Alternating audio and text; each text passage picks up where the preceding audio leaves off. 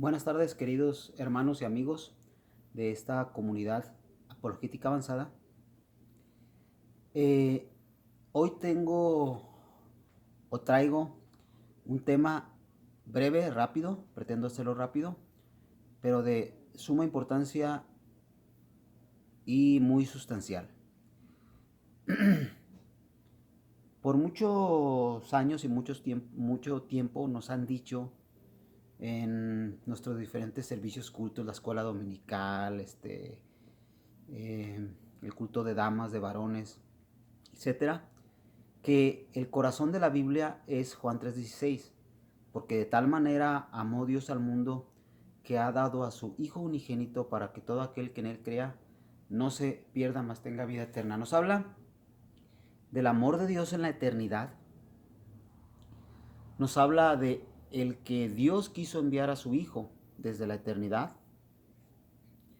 para que por medio de él en la cruz nosotros pudiésemos ser salvos.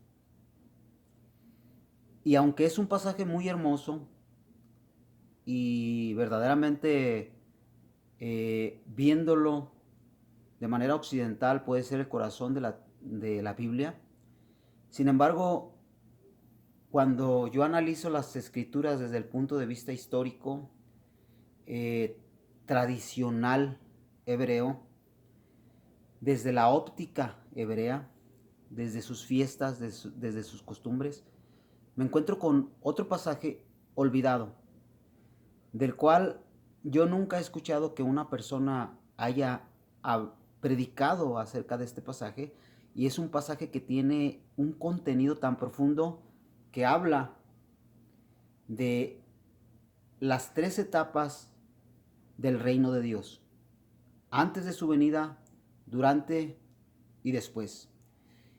Y personalmente yo no he encontrado otro pasaje dentro de la cultura judía y de sus fiestas, de sus ritos, de sus tradiciones, que nos hablen o nos expresen en un solo ejercicio las tres etapas del Mesías, del Hijo de Dios.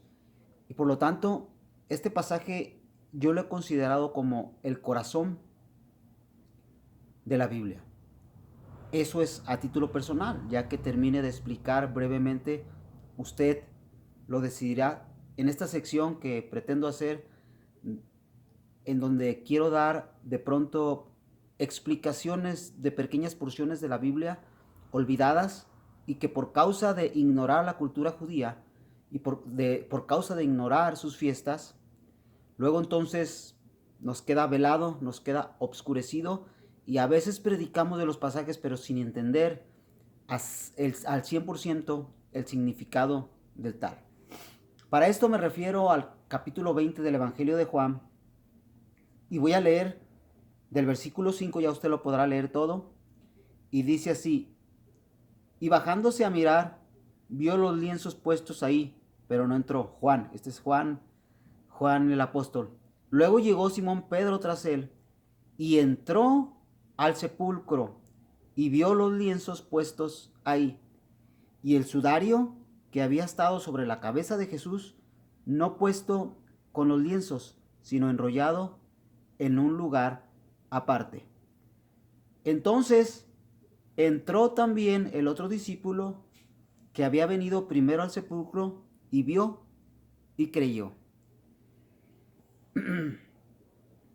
Abriendo un paréntesis antes de entrar en materia, les quiero decir que por ahí en la Iglesia Católica hay un lugar donde dicen que tienen la túnica con con la cual fue cubierto Jesús al momento de morir o sepultado, y que pues la túnica refleja su cuerpo y su rostro. Es pura mentira, eso no es verdad, es puro negocio.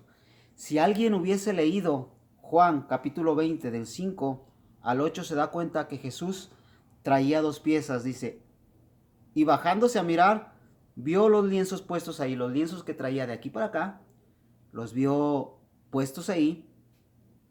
Dice, y luego dice el 7, y el sudario lo traía de aquí para acá, que había estado sobre la cabeza de Jesús, no puesto con los lienzos. Es decir, unos eran los lienzos y otro era el sudario, sino enrollado en un lugar aparte. Así que no se crea de esas mentiras. No hay ninguna fotografía que se haya reflejado en un lienzo de Jesús y luego su cuerpo, porque este pasaje nos dice que traía un lienzo de aquí para acá y un sudario. De otra manera tendría que haber encontrado solamente el pedazo de sudario pequeño que traía en su cabeza. Bueno,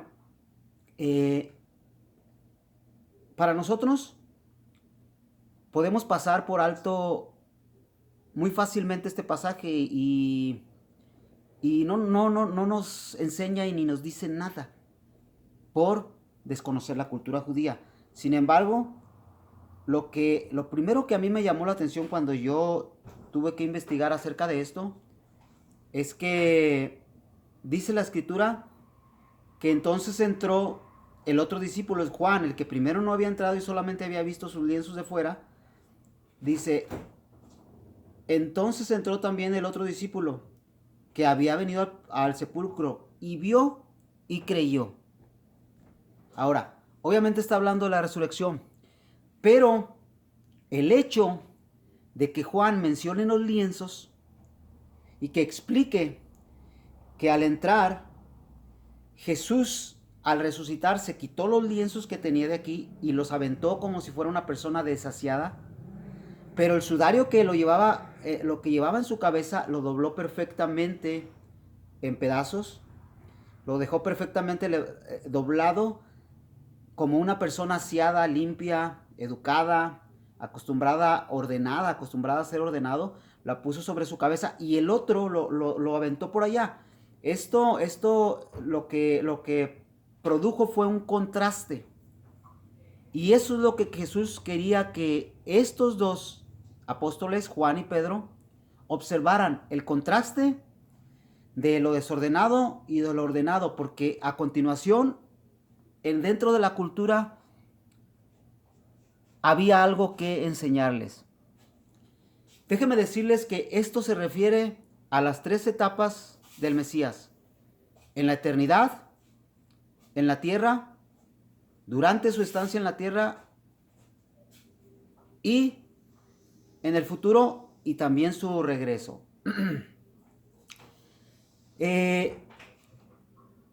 Esta costumbre es una costumbre judía que tiene que ver con la última cena.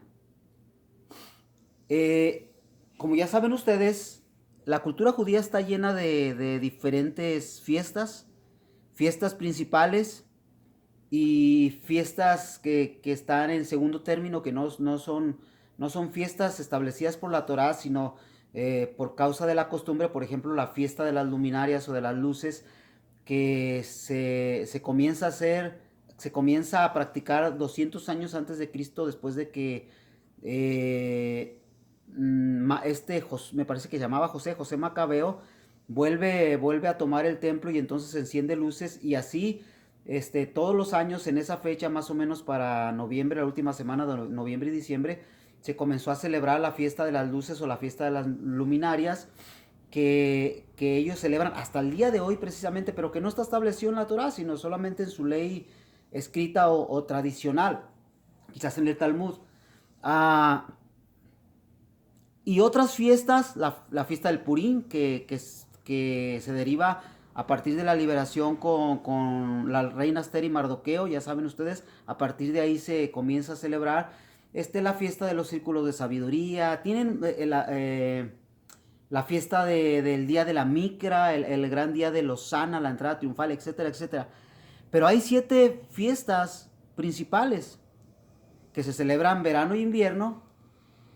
Y estas fiestas son las que ellos deberían de observar. Y dentro de esas fiestas había mini fiestas que ellos celebraban. Y entre ellos era la última cena.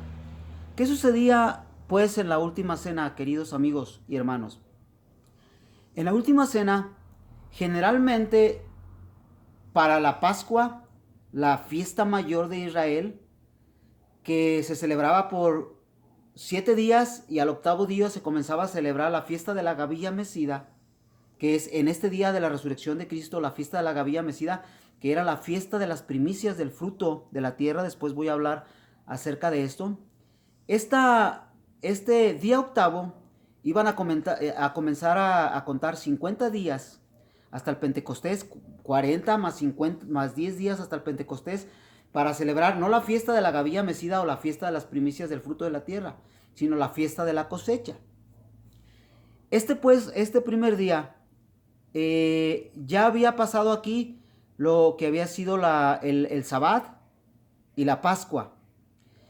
Pero millones de judíos juntaban dinero todo el año para poder viajar hasta Jerusalén de todas las partes conocidas de su mundo. Muchos de ellos eran judíos prominentes y ricos para celebrar la Pascua. Y entonces tenían una estancia en donde tenían que rentar un lugar, una especie de hotel, una especie de cuarto.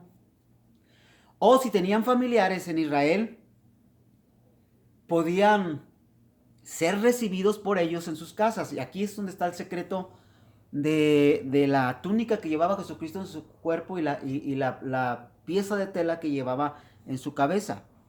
El turbante, la micra, o lienzo, el lienzo que llevaba en su cabeza, o el sudario. Aquí está la clave. Cuando los judíos, por cultura, eran personas grandemente, tenían un corazón abierto para recibir a las personas que venían de viaje. Eran personas hospedadoras, porque ya saben que algunas veces hospedaron ángeles sin darse cuenta. Así que ellos siempre estaban pretendiendo hospedar a las personas, pero cuanto más a su familia. De tal manera que cuando llegaba un familiar de lejos, con sus hijos, con su esposa, el esposo, el amo de la casa, dejaba su pieza principal, el lugar más agradable para descansar, el lugar menos caluroso, el lugar que se le filtrara menos el agua, y luego la silla más hermosa o más principal que tenían, el lugar en la mesa o que era en el suelo, pero había un lugar más elevado, más especial, se lo dejaban al visitante. Cuando iban a cazar para comer, cuando iban a traer del fruto de la tierra, las mejores uvas eran para él. El vino que es jugo de uva recién trillado era para su huésped y para su familia. Todo lo mejor de la tierra, todo lo mejor de los animales, lo mejor de la comida, lo mejor de la casa, todo el mejor pan que salía del horno era para sus visitantes durante esos días que iban a estar ellos ahí.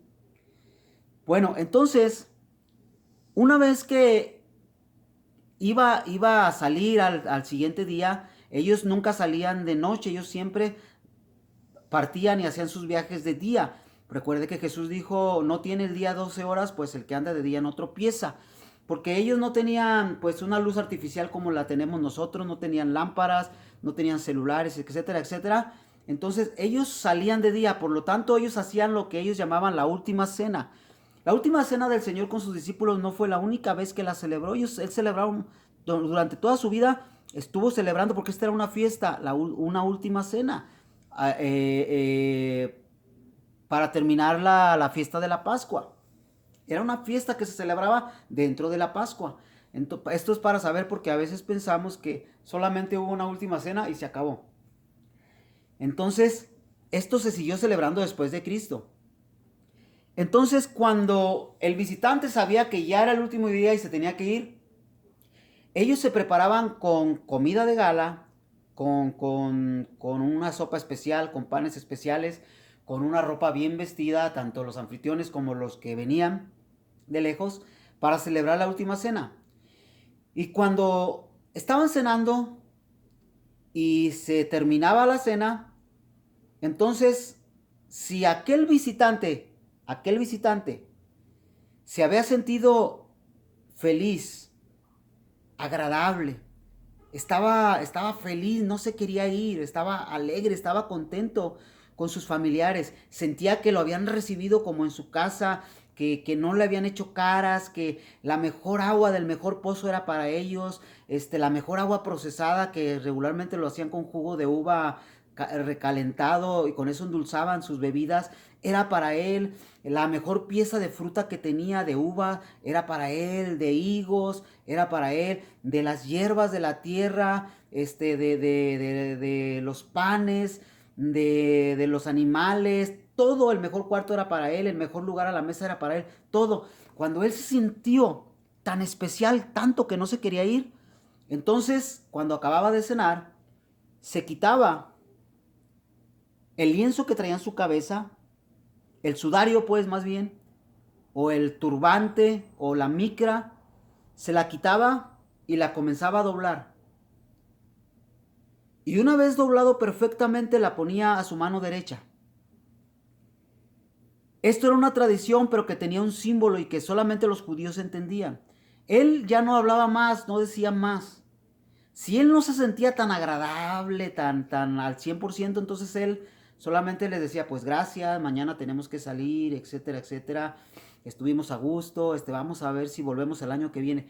Pero si él se sentía extasiado, alegre y triste al mismo tiempo porque se iba a marchar, entonces no decía nada, se quitaba ese sudario, lo doblaba perfectamente y lo ponía a su mano derecha.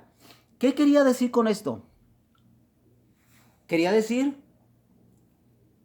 vine de lejos, vine de un lugar, de un reino desconocido para ti. En el camino, en meses atrás, deseaba con toda mi alma llegar el día en que estuviera entrando por tu casa y que tú me atendieras. Así que esperé con ansias y con meses esta fecha. Se llegó el momento. Se llegó el día cuando yo entré a tu casa y lo primero que hiciste es que te postraste a mis pies y me lavaste mis pies. Lavaste mis pies que venían sucios y cansados del camino desde un lugar muy lejos. Pero no solamente eso, me diste tu cama principal, el lugar más hermoso para mis oraciones de diario, el que tú reservas para ti en tu alma para estar en presencia de Dios, me lo diste. Me invitaste a caminar en tus caminos, tus vallados, tus parcelas. Me diste a escoger de lo que yo quisiera del fruto de la tierra.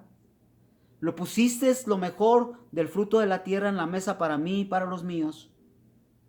Me diste la mejor pieza de carne, la mejor pieza horneada. Me diste el mejor pan. Me diste la mejor bebida, el mejor vino. Me atendiste como nadie me ha atendido. Ahora me voy con tristeza en mi corazón, porque por un tiempo no te voy a ver, pero me voy anhelando con todo mi corazón que en la brevedad posible pueda regresar pronto a ti. Así que me voy con lágrimas, prometiéndote regresar pronto. Esto, queridos amigos, cuando Jesús resucitó, repito, agarró la tela los lienzos con lo que lo habían envuelto, lo arrancó de su cuerpo, lo arrugó y lo aventó de manera desordenada para crear un contraste. Y el sudario que llevaba sobre su cabeza lo dobló perfectamente y lo puso a un costado. Cuando el primer apóstol se asomó de la puerta, solamente pudo ver los lienzos vacíos, la cama y los lienzos vacíos, pero no se fijó al otro lado. Pero Pedro entró, perdón, pero Pedro entró y él se tomó más el tiempo para observar. Y entonces él no solamente vio los lienzos, sino vio perfectamente doblado el sudario que Jesús tenía en su cabeza, a un lado, al lado de la cabecera. Y entonces el siguiente pasaje, en el siguiente pasaje dice que entró el otro porque seguramente le dijo, mira, ven, Observa. ¿Por qué no dice esto? Porque ellos en la cultura judía lo entendían perfectamente, estaban entendiendo lo que estaba sucediendo. No había necesidad de decir más. Entonces dice, ven, entra, observa. Y cuando él ve, dice, yo solamente vi los lienzos, pero no vi el sudario puesto ahí. Entonces dice que entendió y creyó. Creyó que Jesucristo había resucitado. ¿Pero qué le estaba diciendo Jesucristo? Vine desde el reino de la eternidad. Es por eso que negamos categóricamente la secta de la unicidad, porque ellos no creen que Él fue enviado. No creen en la existencia de Jesús, el Hijo de Dios, antes de su encarnación. Pero Él con esto les está diciendo, vine desde lejos, desde un lugar que tú no conoces, desde el extremo del universo, ahí donde radica Dios, un reino que tú no has visto. Deseé con toda mi alma venir para redimirte, para estar contigo. Y el día que llegué a la tierra, aquí, me alegré al estar contigo. Me alegré verte, observarte, tocarte como un hombre a un hombre, oler tus palabras, oler tu viento, oler tus árboles, tocar tus alimentos, comer contigo, convivir contigo, adorar contigo. Me alegré en haberte enseñado los principios, desde los principios de la salvación y de la eternidad, del Dios Altísimo Jehová. Estuve alegre en sanarte, en curarte, en enseñarte, en escucharte, en abrazarte. Me voy con tristeza, pero prometo regresar pronto. El Mesías en la eternidad, el Mesías en la tierra, el Mesías después de la tierra y su promesa de su regreso. Vine de lejos, estuve contigo, viví contigo, me voy, pero volveré pronto. Es por eso que a título personal digo, Juan 20, capítulo 5 al 8, es el corazón de la Biblia que encierra las 3 etapas fundamentales del reino de los cielos. Que Dios me los bendiga, queridos hermanos.